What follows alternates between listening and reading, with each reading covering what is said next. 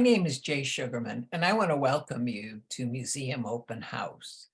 This ongoing series features and highlights many of the outstanding museums and other cultural institutions. The main purpose of most programs is to inform viewers about current and upcoming exhibits, various programs, resources, and other opportunities that are available for the general public. Today via Zoom, we're fortunate to have as our guest, Wen-ti Tsen. Based in Cambridge, Wen-ti is a highly accomplished painter and public artist. He's here today to share some of his outstanding creations and to inform us about his exceptional craftsmanship.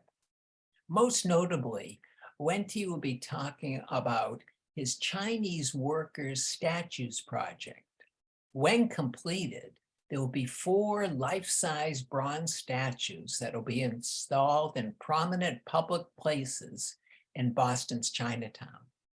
Now, through June 30th, there are clay models of these statues on display at the Pao Arts Center in Chinatown.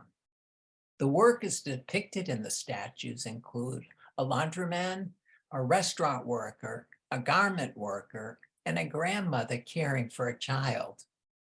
They were chosen to commemorate and to pay tribute to workers who performed essential labor and employment in the Chinese immigrant community. Let's start by meeting Wen-ti and finding out all about the Chinese Workers' Statues Project and some of his other artwork. Welcome. I'm so delighted to be able to be here. Oh, thank you very much for having me on the show. You know, last week I had the wonderful opportunity to visit the Pao Arts Center and see your work and come to better understand and appreciate both the clay models and the overall project. Eager to hear more and have you inform viewers, but before we jump right to that, I think it would be of interest if you'd briefly share a little bit about your background and your artistic interests, please. Okay, well, I was born in China many, many years ago. It was just before the Second World War. So I had my childhood in Nanjing and Shanghai during the Second World War. And then I went to, I didn't go to elementary school until sort of after the war. And then the revolution with the communists came about. So my family, actually my mother and my 2 brothers, we left Shanghai and went to Hong Kong. My mother was educated in France when she was young, so it was natural for her to go to France. So I basically grew up in Paris and in London, so where I went to school and my family, well, my mother and father were educated in France. My father died during the Second World War, and they started from. My mother stayed in Europe, while we were all when I was in school in London. Then my family, my older brothers, started coming to the United States, and I was the only one left in Europe, and I was quite happy. But they decided to stop the funding, and I had to come. So they got me, into the Boston Museum School, and I wanted to be an artist. I was in an art school in London, so at that time, so that was so I started serious studies in the arts at the museum school, and over your career, what has your primary artistic interest been? Well, I was very since growing up in Europe, I looked at all the arts of the European art, most in Italy, France, Spain, and all those places. So I grew up with Western art and in painting especially.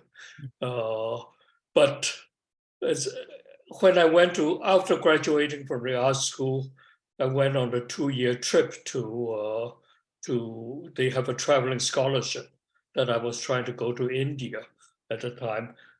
and I went back to Europe, bought a car, and was driving to try to go to India. Unfortunately, China and India was having a war at the time, so I got as far as Pakistan and stayed there for a year.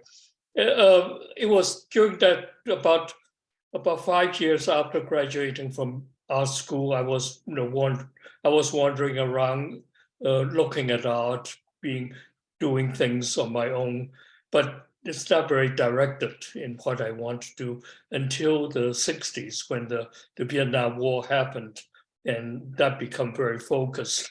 And I spent another year or so just being totally bombarded by the war.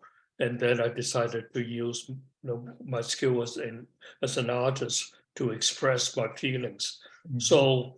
So that was what started in being concerned with the political art and looking at how art can be used to combine politics and aesthetics at the same time, which is a little bit hard because we were all trained to be just express oneself and not about the social situations in the 20th century anyway. Most So definitely. yes, How and and why did the Chinatown worker statues come about? well, that actually, for many years I was working in political art in the general sense. It's not until almost like 50 that I was invited to do a mural in Chinatown. And the process was to interview a lot of people. I didn't know Chinatown at all, Boston Chinatown or any Chinatown. So by doing the mural, I got to interview a lot of the stakeholders and things like that. And so for the last 30 years or so, I've been getting more and more involved doing work with Chinatown to express the feeling of the immigrants. And so doing a sculpture is, I did sculpture as a minor in the museum school, but I never worked as a sculptor. And of course, I saw all the sculptures in Italy, Michelangelo, Donatello, and all those. So I have a certain amount of standards that I feel can be done. And so I thought sculptures would be really a kind of like especially bronze statues, which came from all the way from back in the Greek era or Chinese bronze statues. That would be sort of like a very important statement about the importance of the subject. And you see a lot of bronze sculptures of politicians in the war, soldiers and things, but you almost never see sculptures of people who are really important to me, are the workers of people who did work every day, who sustain the society. So I thought, let's try that. And people do have kind of bronze statues of labor. Usually it's very generic, labor doing this and that. Mhm. But I wanted to be a real people that I can respect and that we can celebrate as them as in their work. So that was like a dream. I know bronze statues about the most expensive art medium there is, and I never dream of. I just thought, why not go for it to a certain degree when I was I've done all the paintings I want to do and all the. So I thought, why not do a? So I applied for grants, and I did get a $10,000 grant from New England Foundation for the Arts, which wasn't very much, but enough for me to do the models, the called maquettes, which is about 40% size of life size of what I imagine. And it turned out that I wrote just almost like a lottery ticket to all these different places to get grant, to get project of what I imagined the place would be. It turned out that the city of Boston decided they could use it. So they put in a $1 million budget into the 2023 budget request, and they were all fighting. The budget, the city council were fighting over billions of dollars for fire department, police, and all that. So the little low item of $1 million somehow just slipped by and passed through. So it got accepted. So now I have these projects that's going on, and once I've done the models, people seem to like it very much and feel that they express really their feelings of their work and things like that. Well, So it's I'm gonna very happy be that money very well spent, and I know yes. viewers will appreciate, understand it more as we take a little closer look. How Yeah. were the 4 different workers or figures chosen? Well, the Chinese work actually was rather limited, since it's a lot of it's because of racism and from the 19th century on, when the Chinese immigrants start coming in, they start working in the railroads and things, and as the laborers. And after railroads were built, they were not allowed to own land or own any property. So the way that was allowed to do is to run as cooks in a restaurant, to eat Chinese kind of thing, and then mostly as for a lot of almost 100 years from late 19th century on, they were as laundry. They would run laundry shops. So every Chinese, they're all young men, usually kind of male, and the families left behind in China. So they're single men coming to to work, and they would come to a city like Boston, and then there's comes people who will be help them to start capitals, but they cannot have laundry shops like in all the congregation in Chinatown. No, there's so many of them. So they would be saying, okay, you can have a shop in New Hampshire, in Vermont, on the Cape, a single place. So they will say, okay, we'll start you off with providing you with a certain amount of fund, you can start. And then they usually don't speak any English or anything. So they just worked, they got a shop in the basement somewhere with a bunch of basic equipment. And then they just worked as a laundryman, and they would write down, people bring their shirts for a long time until 1950s. People needed the laundry done. So they just lived their lonely life in the shop and then washed, iron, and did all the work. So that's Another laborer you included was a restaurant worker. Yeah, this is a guy who's so like restaurant workers still exist. Laundryman is long gone by the 60s with the washing machines. So this is a guy who who's actually, he's rather strong looking, and he's a sort of a assistant cook who's cutting up a roast duck. And since I kind of enjoy roast duck a lot, I was able to go to the good restaurant and ask a cook to do the chopping for me. So I took pictures, and he was very pleased to be taking pictures. And I say only half a duck because I want you just do the duck. So he did. It's all done, the half a duck, and I barely got my camera up to take a picture, but it's there he is. I got the impression of what his pride and his joy in his skill in cutting up a duck in about 2 seconds. But I did get take the duck home and eat it and ate it, have a good meal.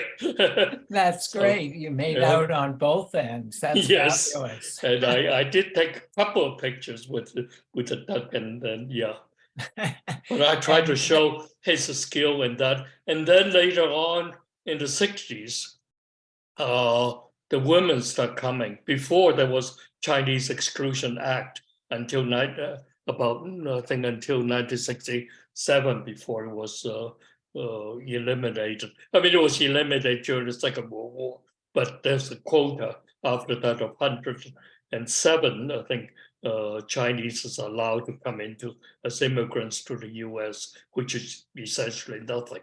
So, but in the 60s, with the opening up of the immigration law, the women and families start coming in, and a lot of women start coming, and there was a lot of garment factories that they can work in, which did not require speaking English and things like that. Of course, they work for about 10 years, and then they start outsourcing it to the South first, and then to Asia. Then they also lost their jobs, and they started working as electronics. But garment work used to be a very important part of the Chinese workforce. And the fourth one that you've chosen speaks to the importance of extended family here. Yes, quite often people, of course, the grandmother will. The trouble is, the man quite often worked in a restaurant, and they start work at 3 o'clock in the afternoon, and sometimes they are bused very far away from. They live in Boston, they will be bused to to all over Massachusetts with the vans and things. And the women often work in the factory, starting work at 8 o'clock or something in the morning, and they work until 5 or 6. So the kids, when they got there, have nobody to pick them up, nobody to look after them from school. So the grandmothers, when they are coming into to the country, they were become an important part of the family to take care of the children. And they're often, of course, they're not paid, but I still think, although they are really working really from early day on, taking them to school and then picking them up and they often do a lot of work at home as well, washing clothes and things like that. And from the kids' point of view, grandchildren, I talk to a lot of young people, and a lot of them, they say all their identity and things were actually because they never quite see their parents. They all, except during weekends or something like that, and or just a mother and father here and there. And the kids often learned. They of course at school they learn English and things, and they learn to speak, at least understand with talking with the grandmother Chinese, and the culture, that the attitudes that they have that they brought over from China. So they have this kind of identity that they picked up almost unconsciously from their grandparents being associated with them. So there's the tie between the child and the grandmother is a very strong component in their growing up later on. So they are both American and Chinese from the parents. Most definitely. Yeah, very thoughtful and important for you to have included them in this type of yes, exactly. project. Yeah. And we're just going to quickly just to go back a little bit, she's sort of like, can we go back one picture? She's sort of like knitting, the grandmother's also knitting some kind of a sweater for the child. And the child itself, I find it very important for me, is the child has that outward look going towards the future. And I see I try to get all the energy inside her. She maybe is, like as a girl, maybe 8, 9, 10, which I think is a fantastic age of the possibilities. And her slightly leaning forward, and I see her as there's the back in her grandmother, and now she's looking forward to her somewhere along. She's going to do from her mother.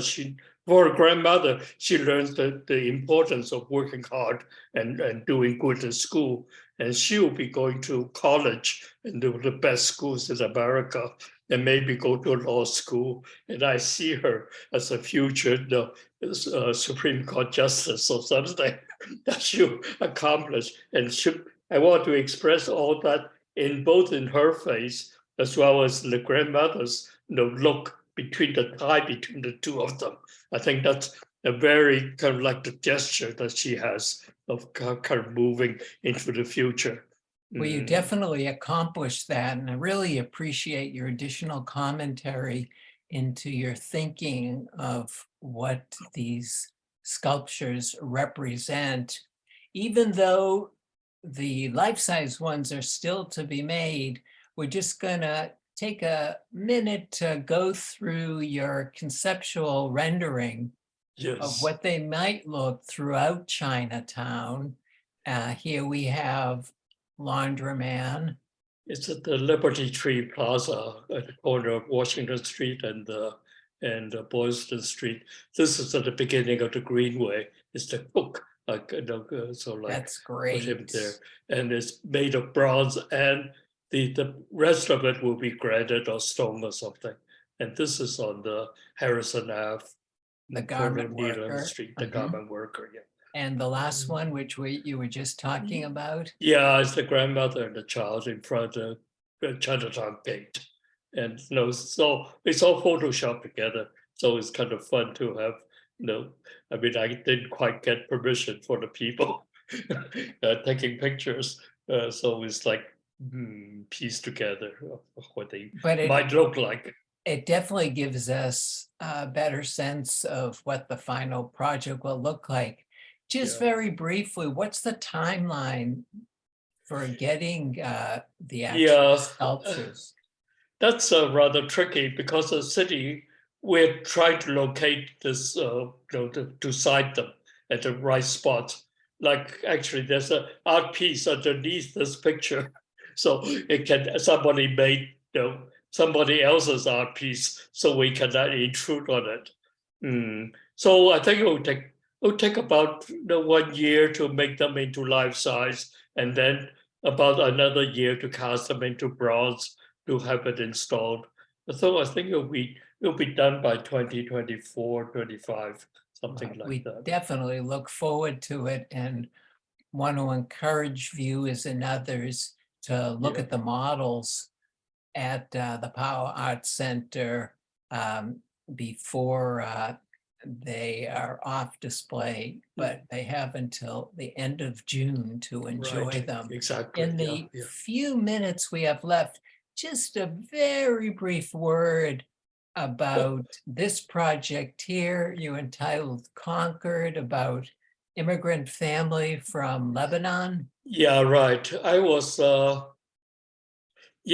this was a series of paintings, 4 feet by 8 feet, that I did on a family that I knew in Beirut, and they, with the Civil War, they moved to Concord, New Hampshire, and it's a rather isolated place for an Arab family. Actually, he's Arab and she's Armenian, so I try to depict the kind of like the contradiction of being an American and then being an immigrant from another country. So we can only, as an American, especially in a smaller place like Concord, you can only show a part of yourself.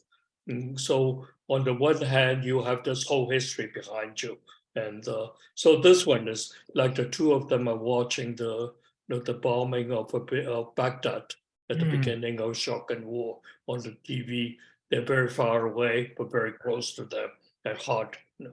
And the grandmother is sort of like in the back. So the expression is done through the dog. Because of the blankness, you sometimes you cannot show your true feelings as an Arab, especially during the era. So the dog has all the the fear, the sadness, everything. Wonderful. And a very quick word about this the one. same for this one, which the dog appears again. It's the same series. It's still called Concord, New Hampshire. So the man is cooking a barbecue, and everything seems very normal, except the smoke is taken from a picture of the Civil War in Beirut with someone holding a rocket-propelled grenade, and the smoke that enveloped. So it's like he is being enveloped by his past, his memories, and his location, which happens with every immigrant. We have all these different lives that we carry within us that we cannot quite show in every daily life. Oh, so well put. And other series of yours, Hometown, just a few words. Yeah, that's the beginning of the bronze statues. So I still apply this, they're called installations, but actually, basically they are paintings. They're from archives of people. This is a laundryman that was done in the Historical Society.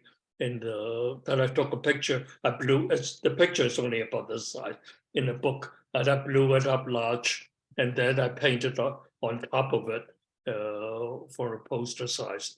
And I think it's rather interesting is that he's obviously not his everyday work clothes, but something that he quite likely picked up as a Morgan Memorial secondhand suit, maybe for from a Harvard professor or something like that. With his, look at his cap, has that kind of quality, and he's dressing up for the Sunday best in his way.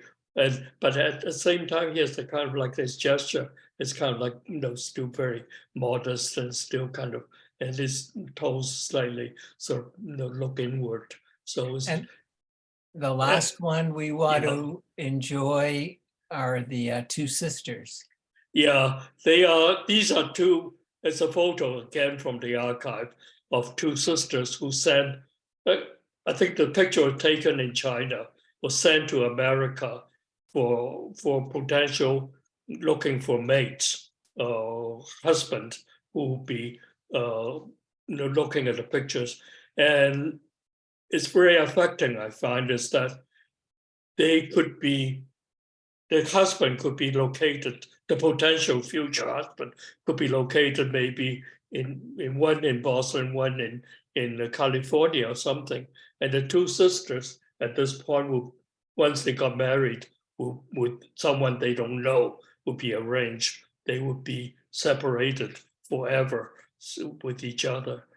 And I especially like these pictures because the viewers are very modern, the 21st century, with dye hair and things like that, with and with the other the gadgets and all the stuff, and the relationship between the haircut and the old time. We at the same time we're all the same, doing the same thing. These could be two girlfriends, could be sisters, who knows? But they're looking at these people. At the same time, there's a story next to the figures on the side that tells the whole story of immigration, about the bridal, the marriage system and all that stuff. Yeah.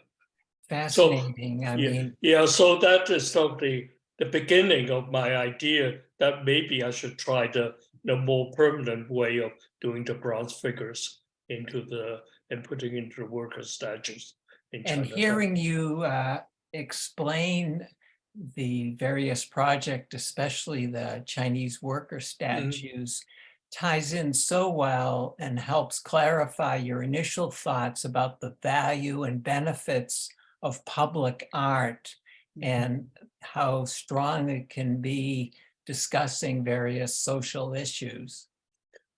Thank you very much. Yeah, that's exactly what it is that I want to say. It's to celebrate ordinary people. Yeah, wonderful. Well, Wen-ti, want to wish you well with the completion of this project. Excited to see it in Chinatown sometime soon, and definitely encourage people to go to both the Pao Arts Center website as well as your website, which we'll have in the credits, to find out more about other aspects of your work that you're involved with. Thank you so much for your time. Thank you, Jay, for talking about this project. I'm very glad to talk to people about it. Also want to thank those of you watching for joining us, and hope you'll be able to tune in next time.